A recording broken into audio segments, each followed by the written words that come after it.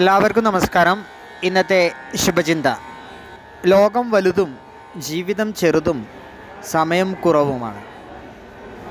ഒന്നിനും സമയമില്ല, സമയം വളരെ കുറവാണ് എന്ന പ്രയോഗം വളരെ അധികം തെറ്റമാണ്.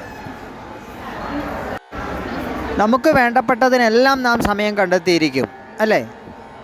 കുറച്ചുകൂടി സമയം കിട്ടിയിരുന്നെങ്കിൽ എന്ന് നമ്മൾ പലപ്പോഴും പറഞ്ഞിട്ടുണ്ടാവും. എന്നാൽ ഈ ഭൂമിയിൽ ഇത്രയും തുല്യമായി എല്ലാവർക്കും, പണ്ഡിതനെന്നോ പാമരനെന്നോ സമ്പന്നനെന്നോ ദരിദ്രനെന്നോ യാതൊരു വ്യത്യാസമില്ലാതെ എല്ലാവർക്കും തുല്യമായി കിട്ടിയിരിക്കുന്നത് സമയമാണ്. ആർക്കും സമയം കൂടുതലുമില്ല, ആർക്കും സമയം കുറവുമില്ല. എല്ലാവർക്കും തുല്യമാണ്. എല്ലാവർക്കും നന്മകളുണ്ടാകട്ടെ, എല്ലാവർക്കും ജീവിത വിജയം ഉണ്ടാകട്ടെ. നന്ദി, നമസ്കാരം.